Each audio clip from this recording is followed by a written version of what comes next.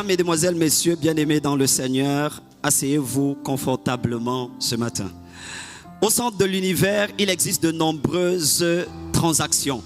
Des transactions.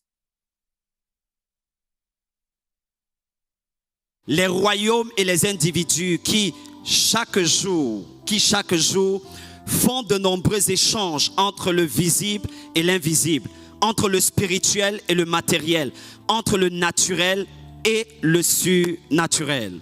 Au milieu de cette galaxie de transactions multiples se trouve l'homme, créé par Dieu, discuté par deux grands royaumes qui revendiquent soit la filiation, soit l'aliénation. Tel est le sort fatal de l'homme sur la terre et au ciel, dans le règne visible et dans le règne invisible.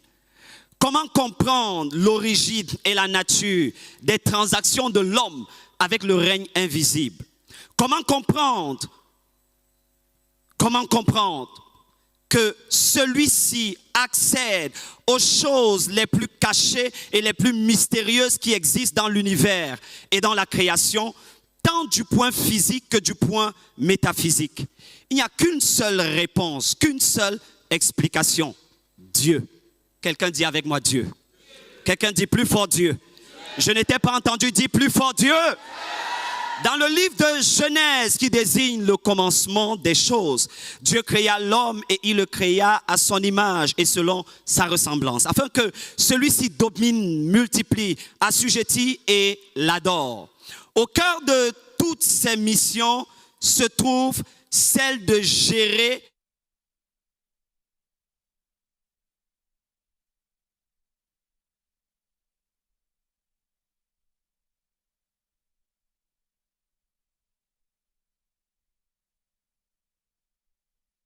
centrale qui viendra mettre une distanciation entre le créé et le créateur par le moyen du tentateur. Ce qui viendra compliquer l'existence et l'épanouissement de cet être qui pourtant est sage et intelligent. Et ici va commencer la guerre. La guerre entre deux royaumes, puisque Satan, le diable, a été évincé et conduit, repoussé du ciel. Il fera donc tout pour établir son état-major, son règne sur la terre, qui, normalement, dès le départ, avait été cédé, transféré, donné à l'homme. C'est ici que commence une cohabitation loin d'être harmonieuse. Car Satan, le diable, cherche à tout prix, à tous les prix, à s'emparer de la propriété privée de Dieu. Au centre de cette tension se trouve l'homme, qui souvent n'a pas toujours l'air de comprendre les grands enjeux autour de lui. L'homme appelé par Dieu, l'homme poursuivi par Satan, l'homme demandé par sa famille, l'homme attiré par sa mission, l'homme contraint par l'argent.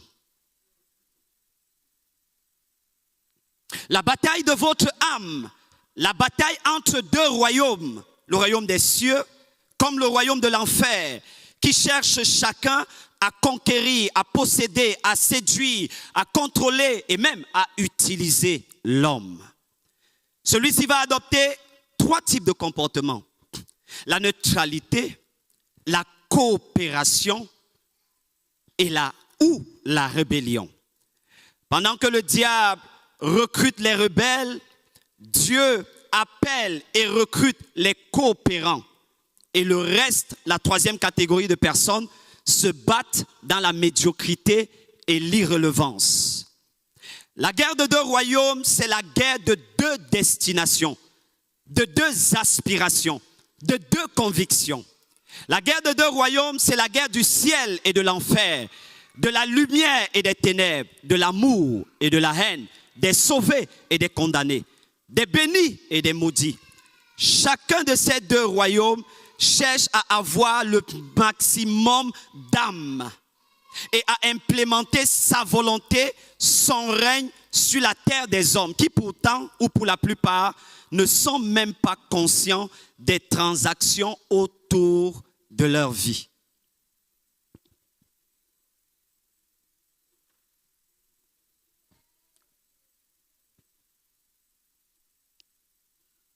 Les forces et les puissances invisibles vont mettre en place des systèmes multiples, leur permettant de mieux effectuer leurs transactions entre le ciel et la terre, entre l'invisible et le visible, entre l'enfer et le paradis, dans le but de contrôler les hommes et la terre.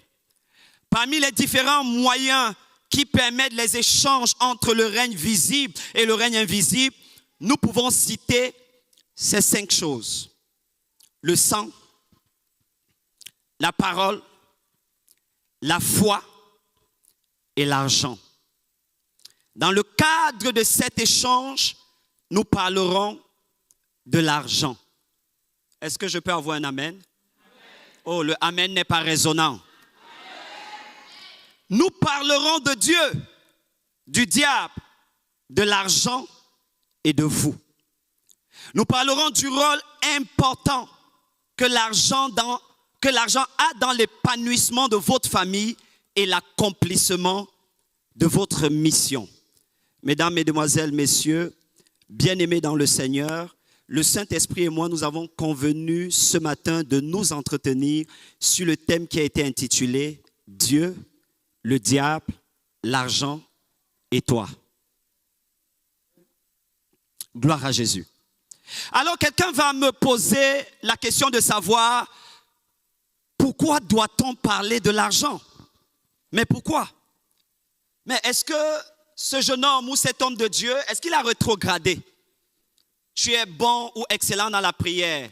Parle-nous de la prière, enseigne-nous de la prière. Alléluia. Mais pourquoi parler de l'argent ou de la richesse? Certaines personnes se disent, oh oui, il ferait mieux de nous parler de la prière, c'est son domaine, c'est son appel. Mais aujourd'hui, si à tout hasard vous voulez parler de l'argent à l'église, ça énerve presque tout le monde. Rassure-toi, ne conclue pas avant d'avoir écouté tout le message. Ne te précipite pas sans avoir écouté le message jusqu'à la fin. Ça énerve presque tout le monde. Ça énerve les pasteurs, ça énerve les frères, ça énerve les sœurs, ça énerve les mondains, ça énerve les païens, ça énerve les journalistes, ça énerve tout le monde. Pourquoi? Parce que les hommes ont eu l'intelligence de dire que l'argent est le nerf de la guerre. Mais ce que nous allons partager ce matin, ça va nous choquer, nous tous. Gloire à Jésus. Le premier point de ce matin, savez-vous que dans la Bible parle plus du mot argent que du mot prière. Lorsque vous parcourez les Saintes Écritures, vous allez vous rendre compte que selon la version, on a à peu près 500 ou 513 ou 30 versets bibliques qui parlent de la prière. Alléluia. Mais dans la même Bible, on a plus de 2350 versets qui traitent des questions de l'argent, de la richesse et des possessions. Gloire à Jésus-Christ. Donc, si le Seigneur Jésus choisit d'inspirer les rédacteurs de la Bible et de leur permettre de mettre ces choses, ça signifie que nous devons prêter attention. Le deuxième point, la deuxième raison pour laquelle nous devons parler des ressources, de la richesse, des possessions,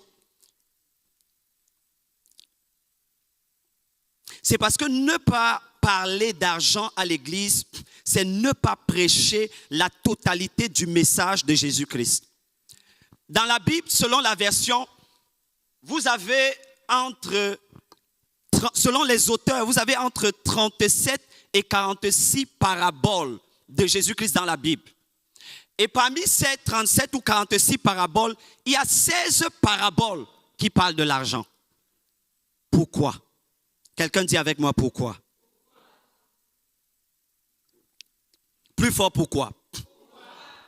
La troisième raison pour laquelle nous devons parler de cela, c'est qu'il y a des fois beaucoup d'hypocrisie sur la question de l'argent dans certains milieux chrétiens.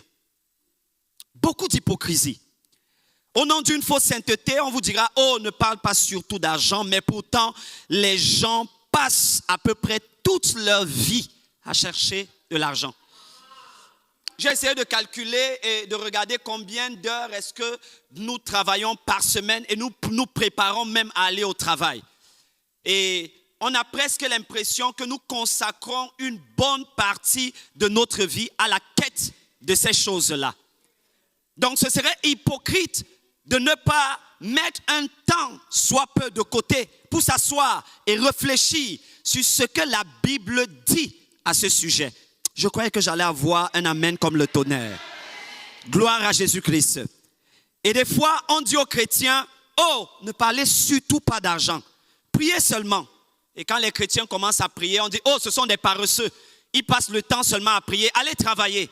Donc, ce qu'on est en train de dire, c'est que priez, travaillez, mais ne parlez surtout pas d'argent. Ça ne vous concerne pas. C'est l'apanage juste de certaines personnes. Gloire à Jésus-Christ. Et des fois, on dit non, ne parlez surtout pas d'argent car vous êtes destinés au ciel. Vous êtes destinés au ciel. Pourquoi parler d'argent? Quatrième raison, il faut en parler parce que sans l'argent, vous n'avez pas de voix dans la société. Je veux lire ce qui est écrit dans le livre d'Ecclésiaste, chapitre 9, du verset 13 au verset 16. Regardez attentivement. Ecclésiaste 9, verset 13 à 16. La Bible dit, « J'ai aussi vu sous le soleil ce trait d'une sagesse qui m'a paru grande. Il y avait une petite ville avec peu d'hommes dans son sein. Un roi puissant marcha sur elle, l'investit et éleva contre elle de grands efforts, de grands forts. Il s'y trouvait un homme pauvre et sage qui sauva la ville par sa sagesse. Et personne ne s'est souvenu de cet homme pauvre. Et j'ai dit, la sagesse vaut mieux que la force. Cependant, la sagesse du pauvre est méprisée et ses paroles ne sont pas écoutées. La sagesse du pauvre est méprisée et ses paroles ne sont pas écoutées. Écoute, lorsque tu es dans le manque, lorsque tu es dans la pauvreté abjecte, il y a des catégories de personnes qui ne peuvent pas prêter attention à ta parole, attention à ta voix, attention à ce que tu peux dire. Il y a une catégorie de personnes à qui tu ne pourras pas parler jusqu'à ce qu'il y ait certaines évidences de l'évangile de Jésus-Christ dans ta vie. Est-ce que je peux avoir un amen? Je crois que je suis en train de prêcher à la bonne église. Gloire à Jésus-Christ. Et tout à l'heure, nous allons voir que la Bible parle d'un salut qui est holistique. Un salut qui est holistique, c'est un salut qui touche l'esprit, l'âme et le corps. Ça signifie que si on prêche un évangile qui n'aborde pas ces questions, c'est un évangile bancal. C'est un évangile qui va lever des handicapés. Des personnes qui seront certes loin du feu de l'esprit, mais qui ne seront pas relevants dans la société dans laquelle elles se trouvent. Martin Luther King a dit, je ne veux pas et je ne souhaite pas porter et transporter un évangile qui ne peut pas résoudre les problèmes sociaux, économiques, politiques et spirituels de son temps. Est-ce que je peux avoir un amen? Donc l'évangile que nous a légué notre Seigneur est un évangile complet. La Bible parle du salut dans sa dimension holistique, d'un salut qui est complet, d'un salut qui est total. Non, Dieu ne veut pas seulement sauver les gens pour qu'ils aillent au ciel, mais Dieu veut sauver les gens pour qu'ils fassent de l'impact sur la terre. Oh, je croyais que j'allais avoir un amen. Tu ne peux pas enlever l'argent et la richesse dans l'équation de la propension de l'évangile. Tu ne peux pas enlever la richesse et l'argent dans l'équation de l'épanouissement de ta famille. Je ne sais pas à qui je parle. Tu ne peux pas l'enlever. Ça fait partie de l'équation. On ne peut pas se retrouver en train de parler de l'expansion de l'Église sans intégrer les questions financières. Quelqu'un dit, Seigneur, parle à mon compte bancaire. Alléluia. Quelqu'un dit équilibré. Quelqu'un dit équilibré. L'une des choses que les païens nous reprochent généralement, c'est que nous essayons de tout spiritualiser et d'aborder uniquement les choses sur le plan spirituel. Gloire à Jésus-Christ. Quelqu'un dit, Saint-Esprit, aide-moi à digérer ce message. Oh, je n'ai pas entendu ta voix. Ta voix n'est pas suffisamment haute. Gloire à Jésus-Christ. 5e raison pour laquelle il faudrait parler de l'argent et de la richesse. L'apôtre Paul a dit quelque chose à son fils Timothée. Dans 1 Timothée chapitre 5, le verset 8. Voici ce que l'apôtre Paul dit à son fils Timothée. Je vais le lire très rapidement. Il dit, si quelqu'un n'a pas soin des siens, et principalement de ceux de sa famille, il a renié la foi. Il est pire qu'un infidèle. Et la question, c'est comment prendre soin des tiens, des membres de ta famille, sans intégrer la question de l'argent. Est-ce que je peux avoir un amen? Parce que c'est important de savoir que Gary Chapman, l'auteur, nous a enseigné qu'il y a 5 langages d'amour. Et que parmi les 5 langages de l'amour, il y a un qui s'exprime uniquement en ce qui concerne les dons. Ça veut dire que si au sein de ta famille, tu as une épouse ou tu as un époux, ou tu as des enfants qui ne comprennent l'expression de l'amour qu'à travers les dons et les présents, comment pourras-tu leur prouver que tu les aimes si tu n'es pas capable de leur payer des congés dignes de ce nom? Là, on parle de l'épanouissement de la famille. La Bible dit, il dit à Timothée que celui qui ne prend pas soin, mais comment est-ce que je prends soin des membres de ma famille si je n'ai pas des ressources suffisantes et nécessaires? Écoutez mes bien-aimés, quand quelqu'un est pauvre, il a des difficultés à démontrer son amour. Il y a certaines personnes qui, à cause de la pauvreté, pensent que tu ne les aimes pas.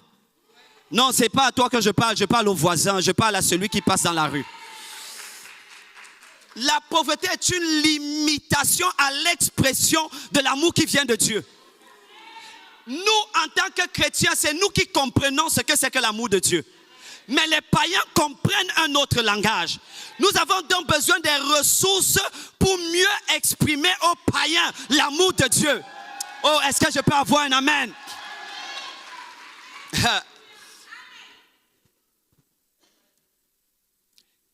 Si tu vas devant les autorités de la ville et que tu leur dis à tout hasard, je suis le chantre tel et je viens de telle église, se pourrait-il faire qu'ils ne prêtent pas beaucoup d'attention à ce que tu vas dire?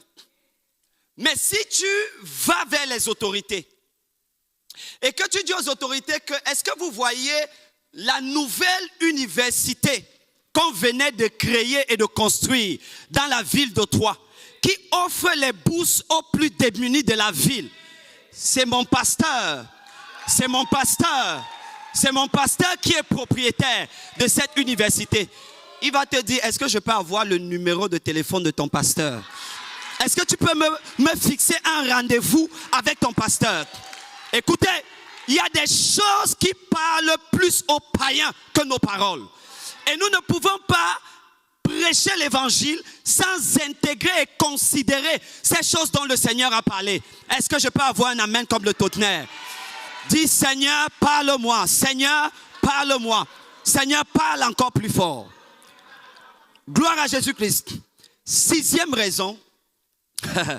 Vous ne pouvez pas accomplir votre mission sur la terre sans argent.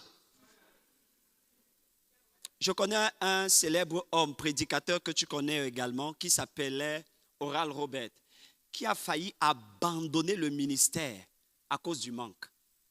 Et vous ne vous imaginez pas le nombre de serviteurs de Dieu que Dieu a réellement appelés et qui, en cours du chemin, face aux difficultés, ils se retrouvent en train d'abandonner le ministère.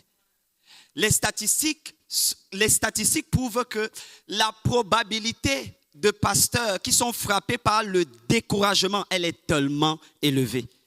Et des fois, souvent, ce découragement est des fois lié aux questions financières. Parce que Dieu lui a donné une grande vision.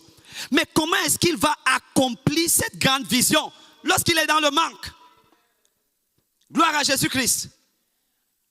Quand nous regardons à tout hasard la ville de Troyes, des assemblées comme celle-ci, il devrait y avoir au moins 10.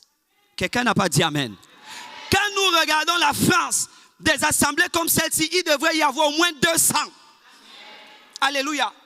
Mais pour qu'il y ait une telle multiplication, une telle expansion, nous devons intégrer les questions financières. Est-ce que je peux avoir un amen? Je n'ai pas eu un amen qui est fort.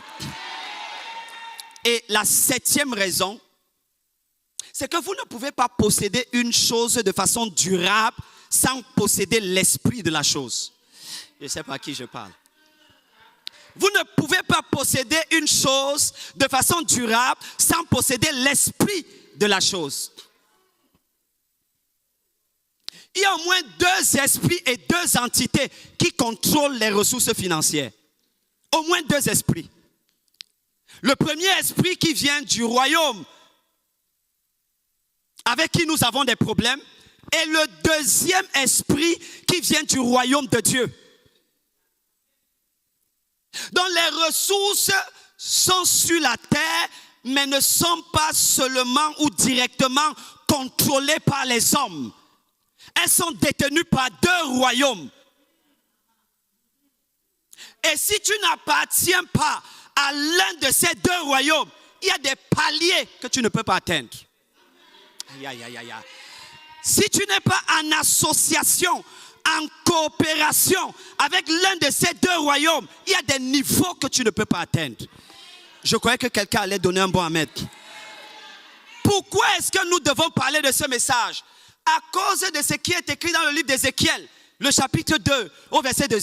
La Bible dit que lorsque l'ange me parla, l'esprit entra en moi. Qu'est-ce que je suis en train de dire à quelqu'un? Lorsqu'on te prêche sur la sainteté, tu commences à marcher dans la sainteté. Lorsqu'on te prêche sur l'amour, tu commences à marcher dans l'amour. Lorsqu'on te prêche sur l'onction, tu commences à marcher dans l'onction. Lorsqu'on te prêche sur les finances du royaume, tu commences à marcher dans l'abondance financière. Quelqu'un n'a pas compris que je venais de prophétiser. Le Seigneur va t'élever afin que tu sois un pilier pour sa maison. Un pilier pour l'expansion. Oh, donne-moi un amen comme le tonnerre. Ne déconnecte pas mon message de son contexte. Nous sommes en train de parler de l'argent dans le royaume.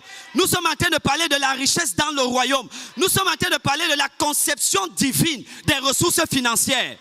Gloire à Jésus-Christ. Donc, qu'il ne soit pas dit ou pensé que nous sommes venus faire l'apologie de l'argent. Pas du tout. Nous essayons d'établir un lien, une relation, une contiguïté entre l'expansion du royaume de Dieu et des choses qui sont nécessaires et incontournables. Gloire à Jésus-Christ. Deuxième point de notre passage, Dieu et l'argent. Que dit la Bible? Que dit la Bible? D'où vient l'argent ou la richesse? Si nous prêtons attention dans le livre de Job, le chapitre 41, le verset 3, voici ce qui est écrit. Qui m'a prêté de l'argent que je dois rembourser? Tout ce qui est sous le ciel est à moi. J'ai un problème dans ce verset. J'ai un grand problème dans ce verset. Dans le livre de Jean, chapitre 1er, à partir du verset 11, la Bible dit que Jésus est venu chez les siens et les siens ne l'ont pas reçu, mais à tous ceux qui l'ont reçu, à ceux qui croient en son nom, il leur a donné le pouvoir de devenir enfants de Dieu, le pouvoir de devenir enfants de Dieu, le pouvoir de devenir enfants de Dieu. Donc en réalité, la Bible est en train de m'informer que je suis un enfant de Dieu, un fils de Dieu, un huios de Dieu. C'est ce que la Bible dit. Mais il y a un problème, il y a un paradoxe. Mais comment est-ce que mon père dit que personne ne lui a prêté de l'argent? Et pourquoi moi, le fils, je dois emprunter de l'argent pour acheter une maison? Pourquoi je dois emprunter de l'argent pour acquérir le bâtiment d'une église? Aïe, aïe, aïe, aïe, aïe, aïe, aïe, aïe, aïe, aïe, aïe, aïe, aïe. Là, nous sommes en train d'aller à un autre niveau. Je sais que le système terrestre nous a enseigné que dans certains contextes, on ne peut pas faire sans les prêts, sans les crédits et sans toutes ces choses. Mais le système financier du ciel nous enseigne qu'on doit normalement faire sans ça. Parce que ma Bible et ta Bible disent que c'est nous qui devons prêter aux nations. Aïe, aïe, aïe, aïe, aïe, aïe, aïe. Aïe, aïe, aïe, aïe, aïe, aïe, aïe. Est-ce que je suis fatigué est-ce que tu n'es pas fatigué de te prosterner devant la banquière, devant le banquier? Est-ce que tu sais qu'il y a une autre catégorie de personnes? C'est le banquier qui leur demande un rendez-vous. Il snobe le banquier. Alléluia. Le banquier envoie les mails, ils ne répondent pas. Aïe, aïe, aïe, je te vois dans cette dimension. Est-ce que les jeunes de l'église peuvent dire amen comme le tonnerre? Je te dis, je te vois dans cette dimension. Non pas pour la gloire d'un homme, mais pour la gloire de Dieu. Parce que ça fait partie de notre identité. Quelqu'un dit équilibre. Chrétien équilibré, équilibré, équilibré. Gloire à Jésus-Christ. Que dit la Bible? D'où vient l'argent? L'argent existe donc avant l'institution qui a été codifiée par les hommes. Gloire à Jésus. Lorsqu'on parle de l'argent, on parle d'une ressource que Dieu a créée. La Bible dit dans le Psaume 24, « À l'Éternel la terre et tout ce qu'elle renferme ». Ça veut dire qu'au départ, l'argent c'est quelque chose que Dieu a créé. Le diamant c'est quelque chose que Dieu a créé. L'or c'est quelque chose que Dieu a créé. Maintenant, ce sont les hommes qui, à cause des transactions, ont codifié un système et ils ont choisi de faire confiance en une monnaie. Gloire à Jésus-Christ. Mais en réalité, ce qui se trouve derrière l'argent, lorsque vous étudiez par exemple l'économie monétaire, on va vous dire que le mot argent vient du mot fides. Et fides signifie la confiance. Dis avec moi la confiance. Oh, dis plus fort la confiance. Donc les hommes ont choisi de mettre leur confiance en une chose qu'on a appelée l'argent. Comme ils ont choisi de mettre leur confiance en une chose qu'on a appelée l'or. Et ils ont résolu que c'est cette chose-là qui va contrôler les transactions sur la terre. Est-ce que quelqu'un est toujours avec moi? Donc l'argent contrôle les transactions sur la terre. Si tu veux donc opérer sur la terre, tu en as besoin. Dis à ton voisin, tu en as besoin. Oh, je ne t'ai pas suivi parler très fort. Gloire à Jésus. Que dit la Bible sur Dieu et l'argent? Deuxième chose, Agée chapitre 2, verset 8. La Bible dit que l'or et l'argent appartiennent à Dieu. Et le problème, c'est pourquoi la Bible choisit de mentionner cela? Donc l'or et l'argent n'appartiennent pas au diable. Oh, quelqu'un peut dire amen bien.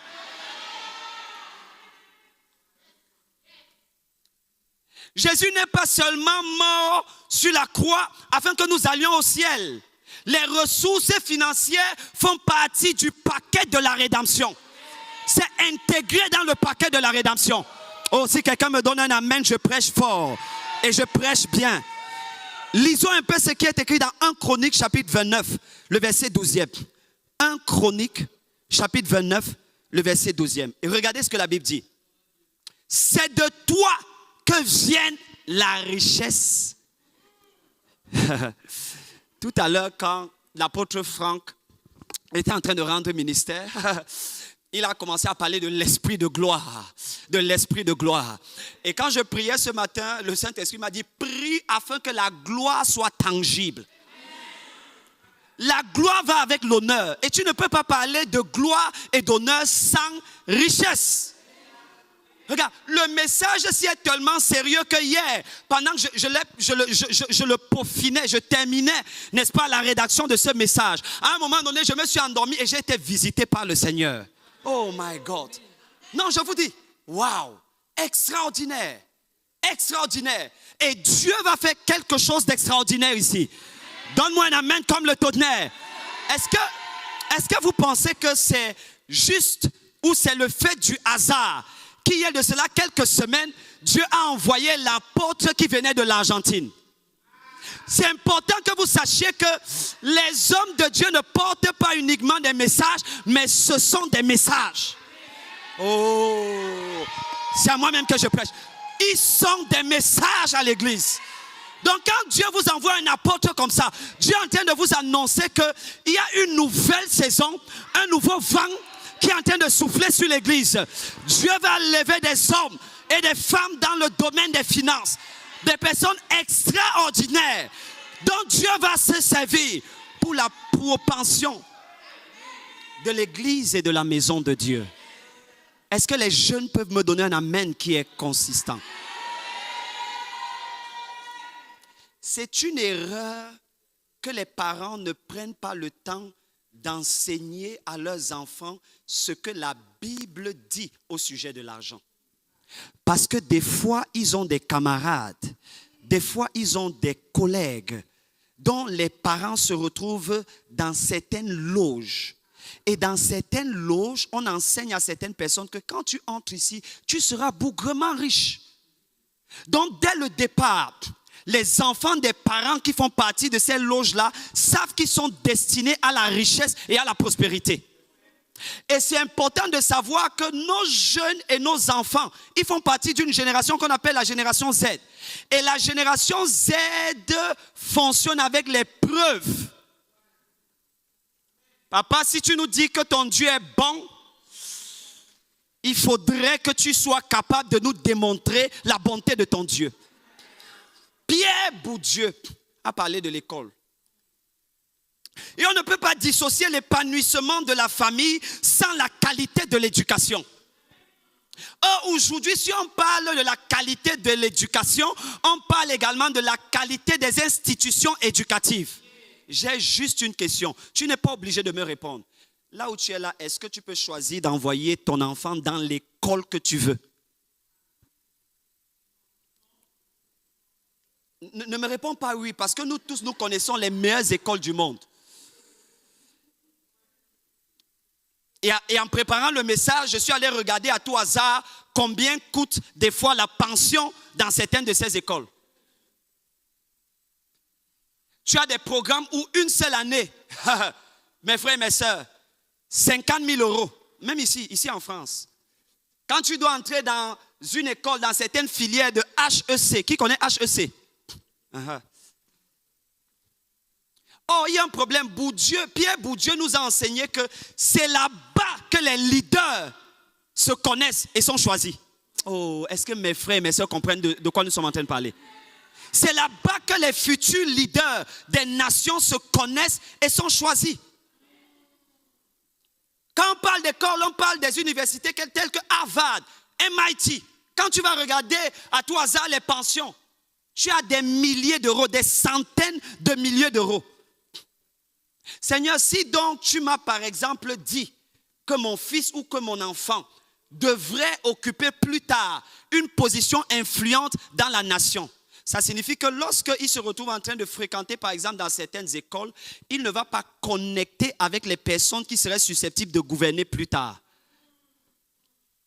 C'est pourquoi Pierre Bourdieu a eu des positions en ce qui concerne l'école, que nous n'allons pas répéter ici. Donc, de façon consciente, nous devons enseigner de façon intentionnelle nos enfants sur ce que dit la Bible sur ces choses-là, afin qu'ils ne soient pas complexés en face de leurs camarades, qu'ils ne soient pas complexés en face de leurs collègues. Est-ce que je peux avoir un bon amen? Dans la Bible dit, c'est de toi que viennent la richesse et la gloire. C'est toi qui domines sur tout. C'est dans ta main que sont la force et la puissance. C'est ta main qui a le pouvoir d'agrandir et d'affermir toutes choses. Quelqu'un dit avec moi, toutes choses.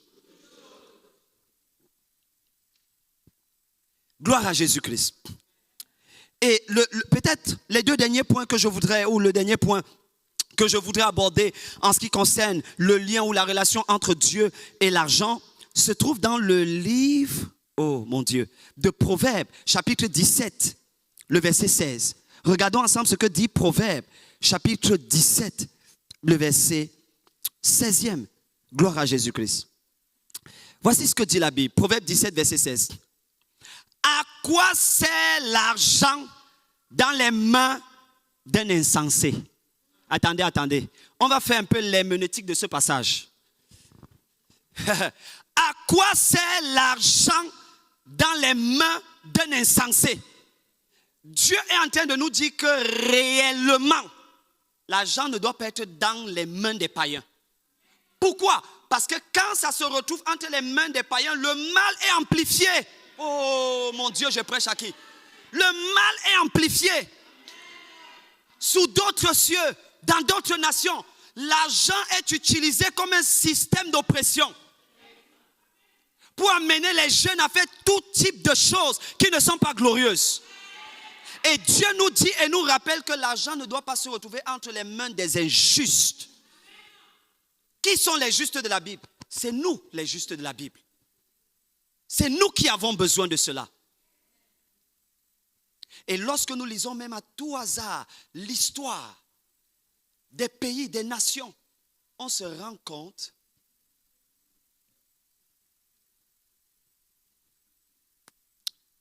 que c'est celui qui a les ressources qui gouverne.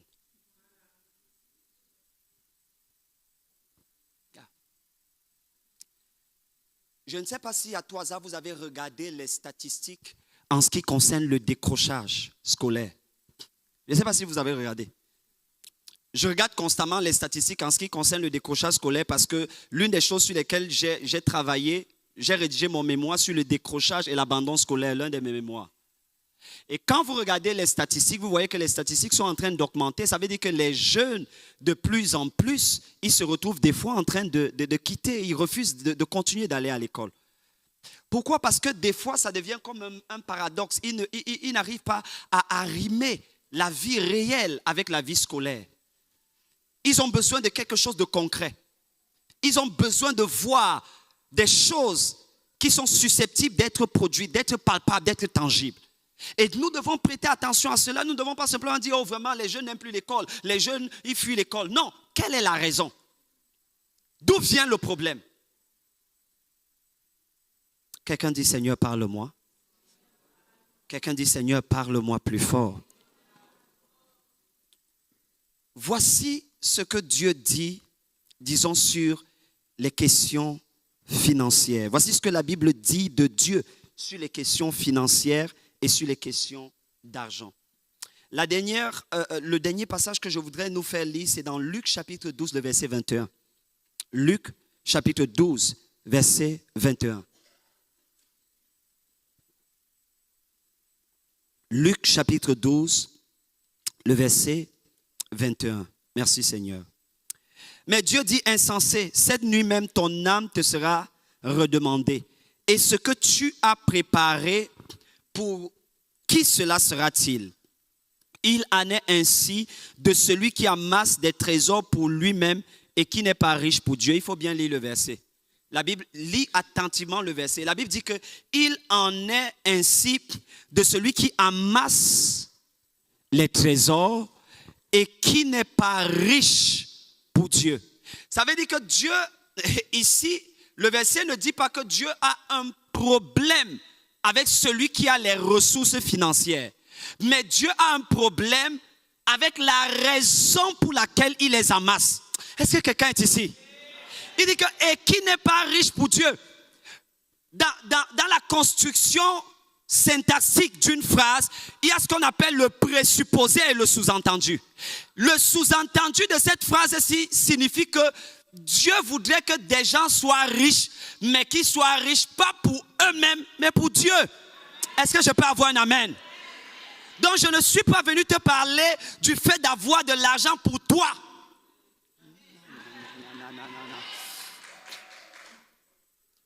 Je suis venu te parler du ministère de l'intendance. Oh, dis avec moi le ministère de l'intendance. Dis plus fort le ministère de l'intendance. Oh, je vais expliquer un verset qui est mystérieux. Jésus dit, priez donc. Oh, j'aime beaucoup la Bible. Jésus dit quelque chose. Il dit que la moisson est abondante, mais il y a peu d'ouvriers. Il dit, priez donc le maître de la moisson, afin qu'il envoie qui? Les ouvriers. Mais certaines personnes à l'église ont compris que lorsqu'on parlait des ouvriers, c'est uniquement les évangélistes. Lorsqu'on parlait des ouvriers, c'est uniquement les apôtres, c'est uniquement les prophètes, c'est uniquement les pasteurs. Non, pas du tout. Dans les ouvriers, il y a les hommes d'affaires ouvriers. Aïe, aïe, aïe, aïe, aïe, aïe, aïe, aïe, aïe, aïe. Qui connaît la mission du plein évangile? À la mission du plein évangile, il y a un homme qui s'appelait Démos Tchakarian.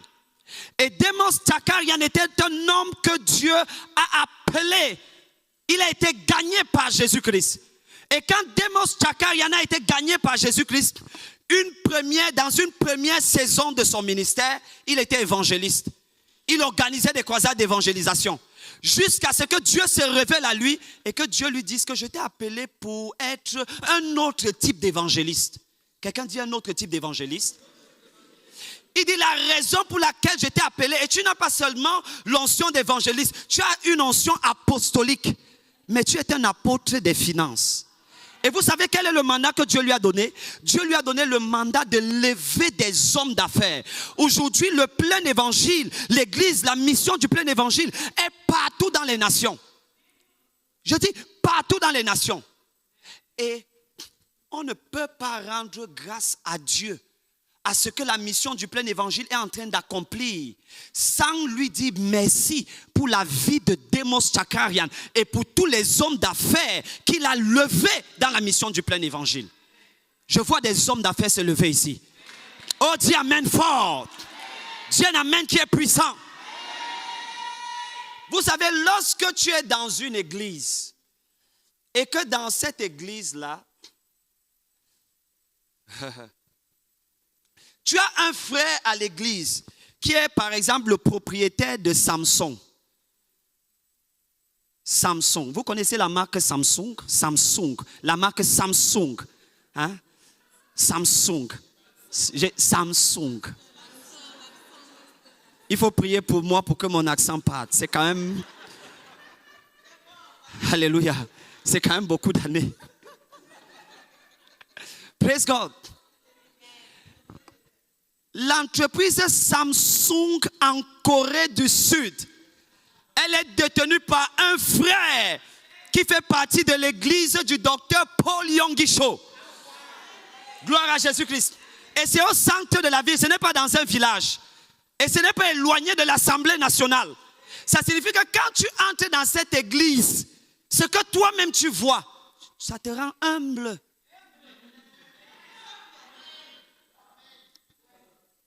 J'étais en Afrique du Sud et dans une mission en missiologie et mission transculturelle, on nous a fait visiter les temples de la ville. Et nous sommes entrés dans un temple bouddhiste. J'ai été choqué. J'ai été choqué, je vous dis. Dans ce temple bouddhiste, les Bouddhas qu'ils ont façonnés, tout était en or. Les cloches à l'intérieur, tout en or massif, en or massif. Quel paradoxe. Quelle est donc la raison pour laquelle lorsque nous devons bâtir nos temples, on devrait bâtir nos temples dans des taudis? Quelqu'un dit, ce n'est pas mon église. Oh, dis ça plus fort, ce n'est pas mon église. Alléluia. On doit construire des chapelles à telle enseigne que quand le Premier ministre lui-même, il est invité, depuis l'entrée sur des kilomètres, depuis l'entrée sur le type de gloire terrestre qu'il voit, il peut déjà s'imaginer ce que sera la gloire céleste. Quelqu'un n'a pas dit amen bien. Quelqu'un n'a pas dit amen fort. Gloire à Jésus, mon temps est fini.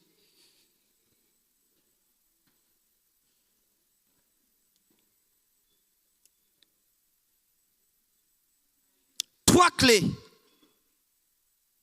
Parce que la question que quelqu'un va poser, c'est ok, d'accord, tu nous as dit toutes ces choses qui sont écrites et inscrites dans la Bible. Maintenant, comment faisons-nous pour y accéder? La première personne que vous devez défier pour avoir accès à ce que dit la Bible, je connais 2 personnes que vous devez défier. La première personne que vous devez défier, c'est d'abord vous-même. Ne soyez pas confortable avec le salaire.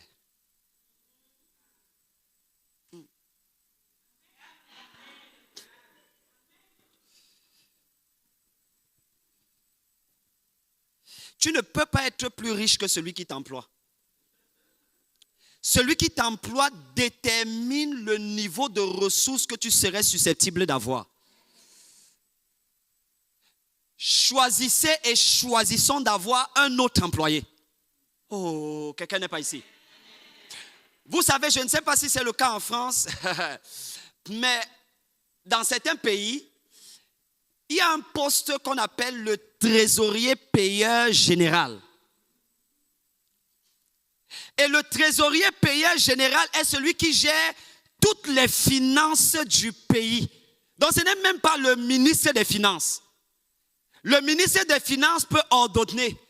Mais si le ministre des Finances ordonne et que le trésorier payeur général ne tape pas, comment je vais dire ça? Si le trésorier payeur général ne donne pas l'autorisation que le trésor débloque les ressources, tu ne les auras jamais. Dans notre royaume, vous savez qui est appelé le trésorier payeur général? Son nom, c'est le Saint-Esprit. Son nom, c'est le Saint-Esprit. Le Saint-Esprit est le trésorier payeur général. Je n'invente pas. La Bible dit que Dieu est le rémunérateur de ceux qui le cherchent. C'est bien écrit rémunérateur, rémunérateur. Dans les évangiles, Jésus, Joseph et Marie sont ensemble. Et à un moment donné, Jésus a fait une fugue. Oh, les jeunes. N'allez pas dire que le pasteur a dit que Jésus a fait une fugue. Sa fugue, c'était pour l'église. Donc, s'il devait y avoir une bonne fugue, c'est pour l'église. Donc, Jésus, il va en fait à l'église. Et quand son père adoptif et sa maman commencent à le chercher, finalement, il le retrouve. Et il leur dit, ne savez-vous pas que j'étais en train de faire les affaires? J'aime ça dans les textes originaux. Affaire, c'est bien affaire. Et en anglais, c'est le business de mon père. S'il vous plaît, ne sortez pas mes propos de leur contexte. Pour dire que le pasteur a dit que vraiment l'église, c'est un business. Maintenant, les pasteurs font le business pour s'enrichir. Ce n'est pas de cela que nous sommes en train de parler. Lorsque nous parlons d'affaires, le mot affaire signifie transaction. Donc Jésus est en train de dire que j'étais en train de faire les affaires de mon Père. Donc Jésus est en train d'informer et de dire qu'en réalité, il est là pour représenter quelqu'un. Il n'est pas venu en son nom, mais il est venu là au nom de son Père. C'est un peu comme si il y a une entreprise qui est créée en France et vous êtes envoyé comme responsable pour implanter une filiale dans un autre pays. Et si c'est le cas, l'entreprise mère a la responsabilité de mettre tout ce qui est nécessaire pour qu'il y ait une bonne implantation de la filiale. Si c'est valable pour les hommes, c'est valable pour Dieu. Et j'ai une question, tu n'es pas obligé de répondre. Est-ce que Dieu peut te faire confiance avec l'argent de son royaume? Ne réponds pas vite. Ne dis même pas amen.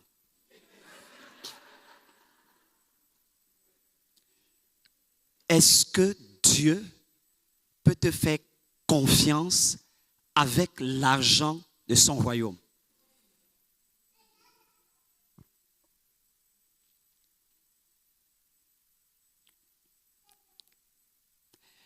La première personne qui s'oppose donc à toi, c'est toi-même.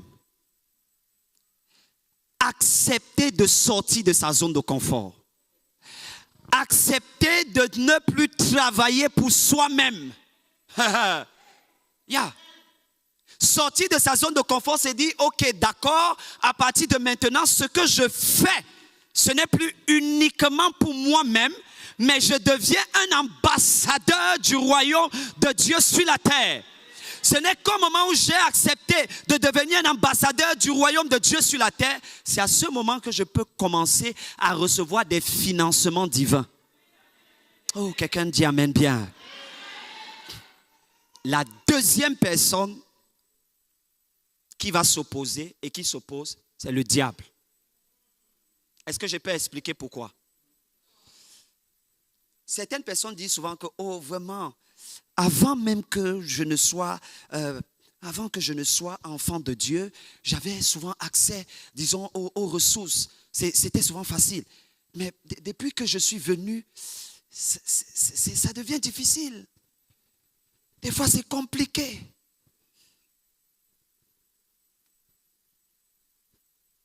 Voici la raison. C'est parce que tu n'as pas encore discerné que le diable considère tes finances, tes entreprises comme un ministère. Attends, je veux bien dire cela. Ça signifie que autant que l'ennemi attaque les églises, attaque les assemblées, parce qu'il voit tes finances comme une menace. Oh, est-ce qu'il voit ici? Pourquoi je dis que tes finances c'est une menace? Parce que quand tu te positionnes comme un ambassadeur, c'est quoi un vrai ambassadeur? Un vrai ambassadeur, ce n'est pas quelqu'un qui vient, il s'assied à l'église, il dit, oh, il y a de belles chaises, il y a un nouveau micro, il y a une belle télé. Non. Un vrai ambassadeur, c'est quelqu'un qui enlève de ce qu'il a et qui donne cela pour que l'œuvre de Dieu avance. C'est ça un vrai ambassadeur. Donc quand le diable voit que tu es un vrai ambassadeur, il sait donc que s'il vient verrouiller tes finances, il serait en train d'empêcher la célérité de la propension de l'église et de l'expansion de l'église. Ça fait partie de l'une des raisons majeures pour lesquelles l'ennemi attaque les finances des bien-aimés à l'église. Ça veut dire que de même que le pasteur, par exemple, se place dans la prière, se met sur l'autel de la prière pour défendre l'église avec les prières, par exemple, de combat spirituel. Tu dois apprendre à prier de façon intentionnelle pour tes finances. Parce que tu es la seule personne qui pense que tes finances, c'est juste de l'argent. Mais quand l'ennemi regarde tes finances, il voit que tes finances sont une arme.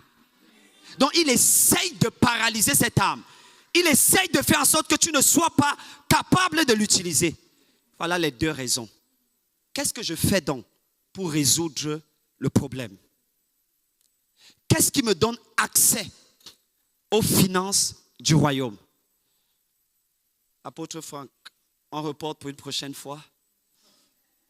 Gloire à Jésus. Tiens-toi sur tes deux pieds.